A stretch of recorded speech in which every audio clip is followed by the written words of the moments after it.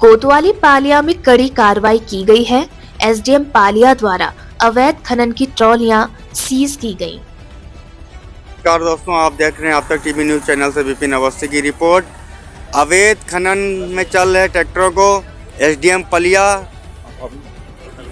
अवनीश कुमार जी ने सीज किया। धड़ाके से चल रहा अवैध खनन को सर ने अभी 2 ट्रालियां सीज की हैं। माननीय श्रीमान एसडीएम महोदय पालिया द्वारा सीज की गई ट्रालियां। एक ट्रैक्टर है सोनालिका 735, चालक है, क्या नाम है? सलमान। कहाँ रहते हो? अतरिया रहते हो, सलमान नाम।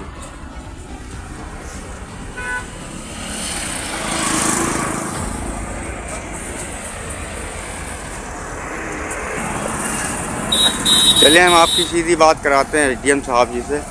सर, ये किस वजह से सीज की गई ट्रालियाँ? अभी मैं इधर से रोड पर से जा रहा था किसी काम से, रास्ते में फिर ये दोनों ट्रालियाँ मुझे दिखी। जी सर। तो फिर इनको रास्ते में रोका गया, इनसे मांगे गए कि अगर आपके पास रॉयल्टी या कोई रवाना है जी, इनके पास पाया नहीं गया जी, तो इसी आधार पर इसके सीजन की कार्रवाई की जाए। अच्छा, सीज किए जा रहे हैं। ठीक है, धन्यवाद सर। जय हिंद, जय भारत। आप हैं एसडीएम पालिया।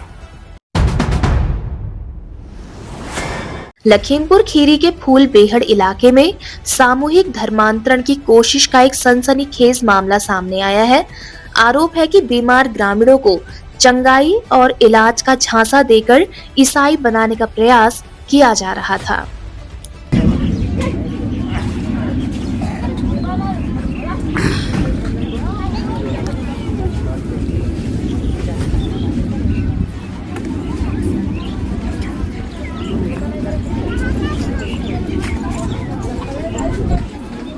वो औरत कहाँ गई?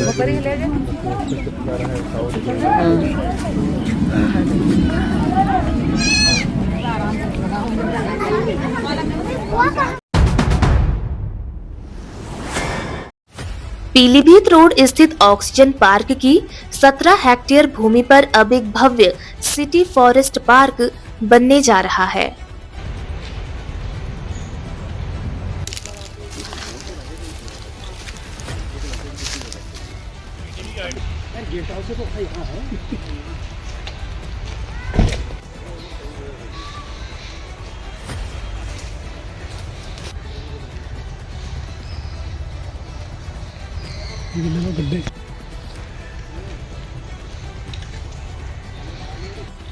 ना मंगल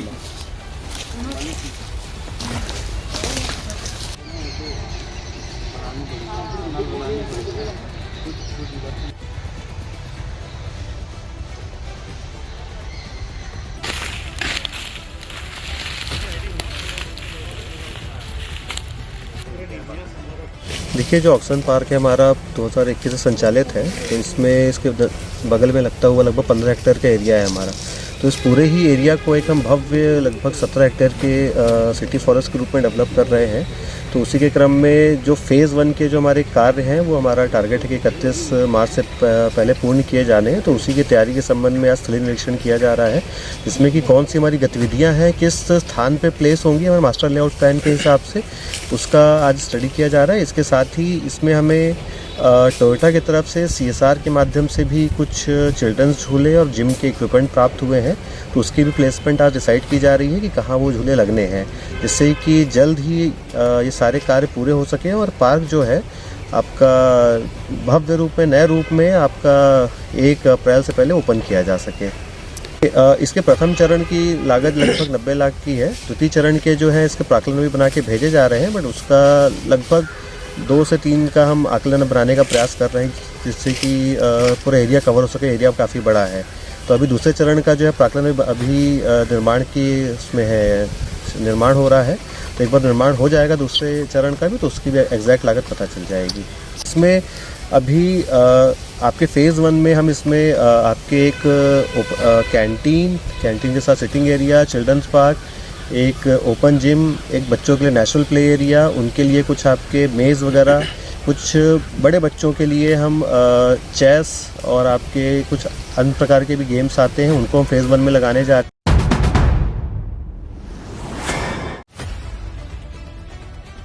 सितारगंज के शक्ति फार्म में पट्टे निरस्त कर उसी भूमि पर आंचल दुग्ध फैक्ट्री बनने के विरोध में प्रभावित परिवार धरने पर बैठ गए हैं। उत्तराखंड सरकार होश में आओ, होश में आओ, होश में आओ। उत्तराखंड सरकार होश में आओ, होश में आओ, होश में आओ। देखिए, विकास करना कराना सरकार का काम है, लेकिन विकास किसके लिए किया जाता है? जनता की भलाई के लिए, जनता की तरक्की के लिए, गरीबों के उत्थान के लिए। अब ऐसे विकास का तो हमें कोई समझ में नहीं आता कि सरकार की नीयत क्या है, जो गरीबों को उजाड़ के, लोगों को उजाड़ करके, बंगाली समुदाय के जो लोग अपना भरण पोषण किसी तरह से खेती करके, मेहनत करके कर रहे हैं, यदि उनकी उपजाऊ जमीन को उजाड़ करके उसमें फैक्ट्री लगाने का काम, उद्योग लगाने का काम और विकास का काम सरकार कराना चाहती है, तो ये घोर निंदनीय है। मैं इसकी कड़े शब्दों में निंदा करता हूँ। सरकार को, सरकार के मुखिया को और सरकार के जो प्रतिनिधि हैं, जो इस क्षेत्र के विधायक हैं और मंत्री हैं सरकार में, उनसे मेरा निवेदन है कि अपनी सोच को गरीब परक बनाइए, गरीब के उत्थान की तरफ ले जाइए। गरीब को उजाड़ने का काम करके ये कोई सरकार के नुमाइंदे का काम नहीं है। और मैं समझता हूँ इतिहास में यूपी से लेकर के अब तक जितना मेरा राजनीतिक सामाजिक जीवन रहा है अभी तक का 40-45 साल का, हमने कोई ऐसा नेता, कोई ऐसा जनप्रतिनिधि नहीं देखा। हमने तो नारायण तिवारी जैसे विकास पुरुष देखे जिन्होंने यहाँ तमाम फैक्ट्रियां लगाई, तमाम लोगों को बसाया, यहाँ पट्टे दिए। गोविंद पंत जी जैसे मुख्यमंत्री जिन्होंने शक्ति फार्म में विस्थापितों को बसाने के लिए क्वार्टर बना करके दिए। तो कांग्रेस की सरकार में लोगों को पट्टे दिए गए कि बैठे, अपना आजीविका चलाए, अपने बच्चों को पालें, उनकी परवरिश करें। लेकिन आज तो अजीब हो रहा है, आज उजाड़ने का काम हो रहा है। तो किसी भी सरकार का काम जनता की भलाई होता है, जनता को उजाड़ना नहीं होता है। इसलिए मैं इस सरकार से निवेदन करना चाहता हूँ कि बंगाली समाज बहुत तकलीफों से यहाँ आया है, बड़े कष्ट इन्होंने सहे हैं, उनकी पीढ़ियाँ यहाँ रह रही हैं। इसलिए इनको मत उजाड़ो। अगर इनके आंसू लगे तो सौरभ बहुगुणा जी, आप चैन की रोटी नहीं खा पाओगे, ये मेरा कहना है।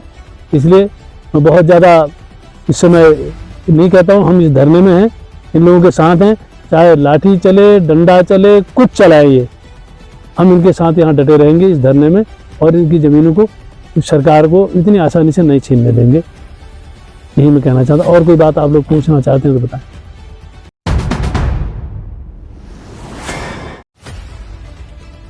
बांदा की ऐतिहासिक धरोहर अशोक लाट आज प्रशासनिक अनदेखी के चलते बदहाली का शिकार है। नगरपालिका अध्यक्ष के आवास के करीब होने के बावजूद यह स्थल कूड़े के ढेर और गंदगी से घिरा हुआ है। अब देख सकते हैं ये बांदा का ऐतिहासिक अशोक लाट अनशन स्थल है और यहाँ पर कभी सफाई नहीं होती है। यहाँ लोग सफाई, जिनको कार्यक्रम करना होता है, सफाई करते हैं। अधिकारियों को फोन करने के बावजूद भी यहाँ सफाई नहीं होती है। आप देख सकते हैं, जबकि ये ऐतिहासिक अनशन स्थल है, ऐतिहासिक स्थल है। देखिए, कभी सफाई नहीं होती है। और कुछ बोलो तो कह देते हैं कि आपके पास यही काम है। आप बताइए कि इस तरह का ये काम करेंगे तो हम उजागर नहीं करेंगे? अभी देखिए, अभी सफाई पूरी हुई है, जो कार्यक्रम है वही लोग सफाई किए हैं।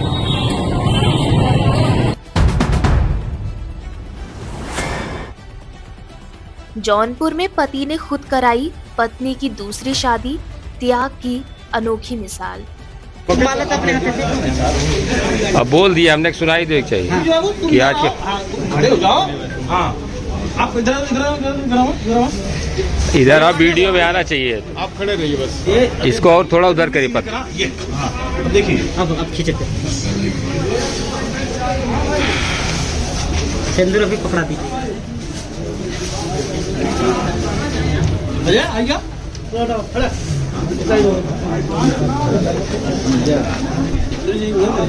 पहले माला पहना है, क्या करेंगे? चलो ठीक पहनाओ ये हाँ भाई खाली पड़ता भाई।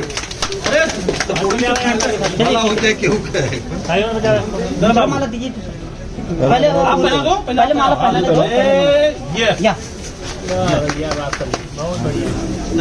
सिंदूर दो, सिंदूर लगाओ। सामने ताको, सामने देखते रहिए। ओके हाँ ऐसे अच्छा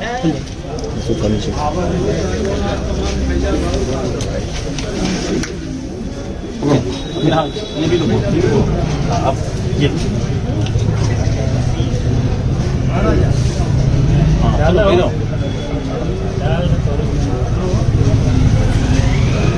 सात बार डालो लगाओ।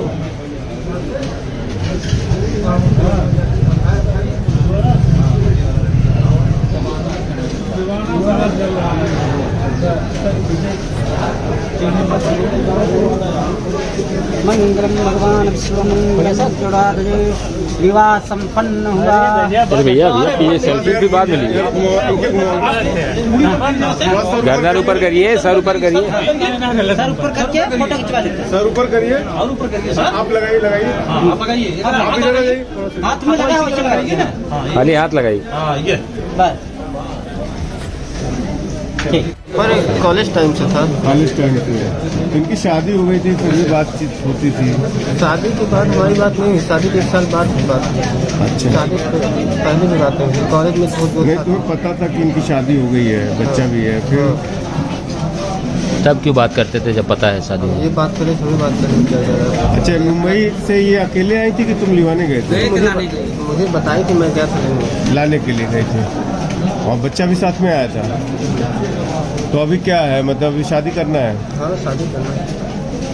अच्छा, आप इनकी मुलाकात पहली बार कहाँ हुई थी? कॉलेज में। कॉलेज में कोई प्रेम प्रपोजल नहीं था क्या कॉलेज में कोई रिश्ता नहीं था? नहीं, फ्रेंडली तो बात था, फ्रेंडली बात था, ऐसे नहीं था प्रेम वाला। लेकिन शादी के बाद कुछ दिनों बाद फोन हमने ये जब दोस्त किसने फ़ोन किया था? आपने फ़ोन किया था इनको कि इन्होंने आपको किया? 7 महीने बाद। किसने फ़ोन किया था फर्स्ट टाइम, आपने कि इन्होंने? नहीं फ़ोन की थी, ये की थी। क्या कह रही थी? क्या कही थी फर्स्ट टाइम? ऐसी बात बस करते करते बात होने लगा। क्या बता रहे थे? अपने पति की कुछ कमियां बता रही थी या क्या? हाँ पति कमियां क्या बताई थी? पति ऐसा वैसा मानता नहीं है, किसी और के साथ रह रहा है, हमें मारता है, शराब वराब पीता है, ये सब बता रहे हैं। कहते हैं तो चलो ठीक है जाओ, अब नई मर्जी मानी तो बुला ली। आपकी भी शादी हुई थी क्या इसके पहले? क्या आपकी शादी हो चुकी है इसके पहले किसी और से? हाँ मेरी शादी हो गई। वो पत्नी कहाँ है वो आपकी? मेरी पत्नी डेथ हो गया। कितने साल पहले? क्या कितने साल? 2 साल। 2 साल। बच्चे उच्चे हैं? नहीं तो अभी आप इनसे शादी करो, साथ में रखो? जी। कोई आया आपके घर का? हाँ पिताजी आए।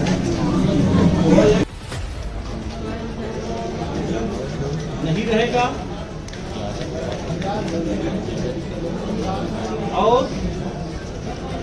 न ही मैं अपनी पत्नी के ऊपर कोई कानूनी कार्रवाई